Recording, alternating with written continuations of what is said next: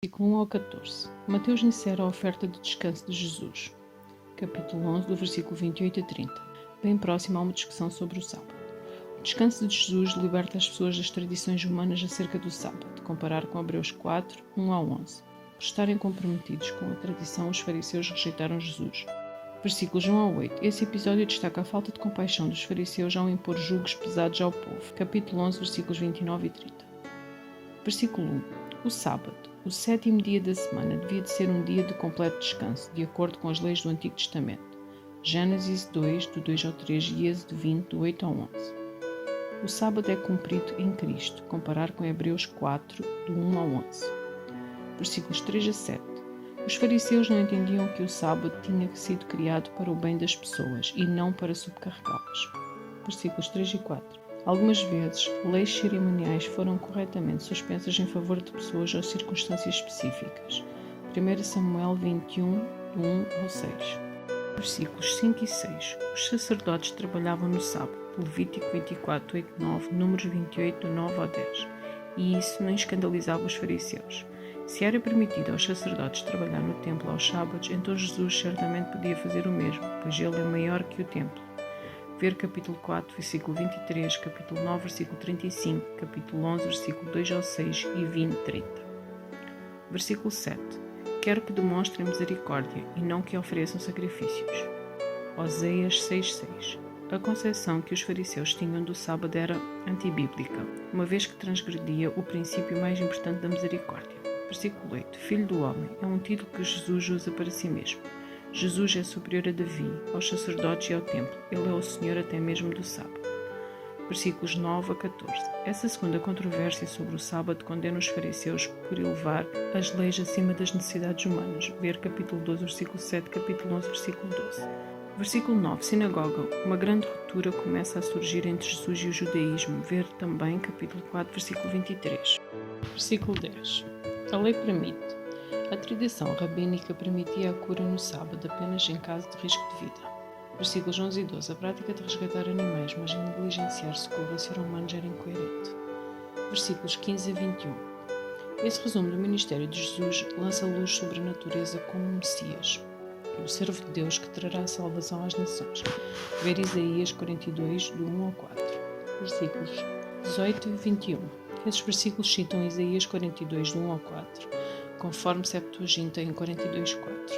Versículo 18. Essa citação também aparece no batismo de Jesus, capítulo 3, versículo 13 a 17.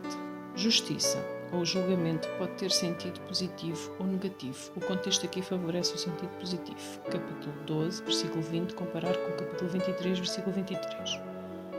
Versículo 20. Em vez de aumentar o fardo espiritual das pessoas, Jesus oferece perdão, compaixão e amparo. Ver capítulo 11, versículo 28 ao 30 e 12, do 1 ao 14. Versículos 22 ao 45. O Messias foi rejeitado pelos fariseus, pelos mestres da lei e por sua geração. Versículo 23. O espanto era uma reação comum aos milagres de Jesus. Marcos 2:12, 6:51, Lucas 2:47, 8:56 e 24:22. Será que essa pergunta esperava uma resposta negativa? Jesus não se adequava às expectativas para o Messias, mas os seus milagres suscitavam a questão. Versículo 24. Belzebu, ver nota em capítulo 10, versículo 25. Versículo 26. Basicamente este é o argumento de Jesus. Se eu expulso demónios sob a influência de Satanás, então Satanás está dividido seu próprio exército, o que seria um evidente absurdo. Versículo 27. O que dizer de seus discípulos? Literalmente, de seus filhos. Jesus os forçou a pensar de forma coerente. Se os demónios eram expulsos por influência de Satanás, então os discípulos dos fariseus eram igualmente culpados. Ver Atos 19, do 13 ao 16. Versículo 28. Os fariseus estavam sendo confrontados com o próprio reino de Deus e o estavam rejeitando. Ver Lucas 17, do 20 ao 21, 1 João 3, 8. Os milagres de Jesus trouxeram o poder do reino à realidade presente. Sua consumação final aguarda a segunda vinda de Cristo. Versículo 29. Essa parábola obrigou os fariseus a responder a uma simples pergunta. Pode alguém expulsar demónios sem primeiro amarrar os poderes de Satanás? Ver Isaías 49, do 24 ao 26 e 53, 12. Amarrá-lo. Jesus venceu Satanás primeiro em sua tentação. Capítulo 4, versículo 1 a 11. Depois, ao longo de seu ministério. Ver Lucas 10, do 17 ao 20. E finalmente, na cruz. Ver Colossenses 2, 14 e 15. Versículo 31. Diante das acusações dos fariseus, Jesus argumentou que ele, o Messias, expulsava demónios pelo poder do Espírito Santo. Nesse contexto, a blasfémia contra o Espírito Santo só pode significar a atribuição do ministério e dos exorcismos de Jesus ao poder de Satanás. Versículo 32. Alguém pode cometer um deslize diante da misericórdia e revelação de Jesus, como Filho do Homem, e ainda ser perdoado. No entanto, não será perdoado se atribuir a obra do Espírito Santo a Satanás. A analogia atual a essa prática é a rejeição pura e simples do testemunho do Espírito Santo acerca do Cristo, ou seja, a rejeição definitiva das boas novas, comparar com Hebreus 6, 4-6 e 1 João 5, 16-21. Versículos 33 e 37. Jesus tocou no cerne da questão. Os fariseus não o aceitavam e não reconheciam a origem divina de seu ministério, porque eram maus. Ver capítulo 7, do versículo 15 ao 27. Versículos 36 e 37. A palavra inútil. Nesse contexto, era a acusação de que Jesus agia sob inspiração demoníaca. O que alguém diz o absolverá ou o condenará, uma vez que as palavras refletem a verdadeira condição do coração. Versículo 38. Um sinal de sua autoridade. A expectativa popular acerca do Messias, provavelmente alimentada por relatos bíblicos sobre Moisés.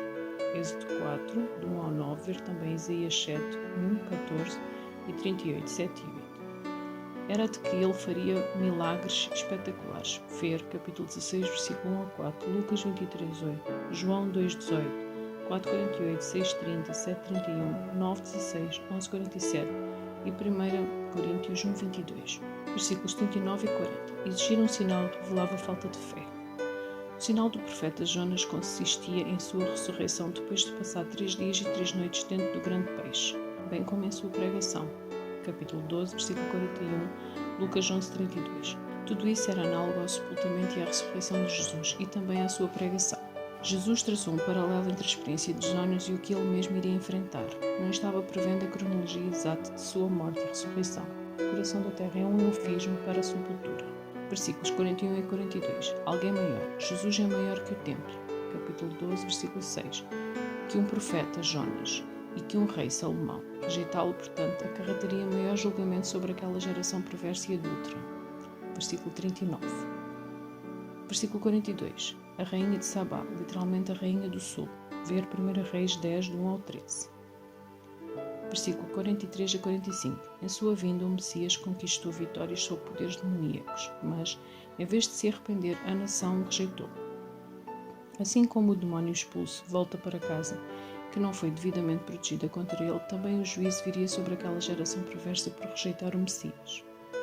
Versículo 43. Acreditava-se que os demónios preferiam lugares secos e desertos. Ver Apocalipse 18, 2, comparar com Isaías 13, 21 e 34, 14.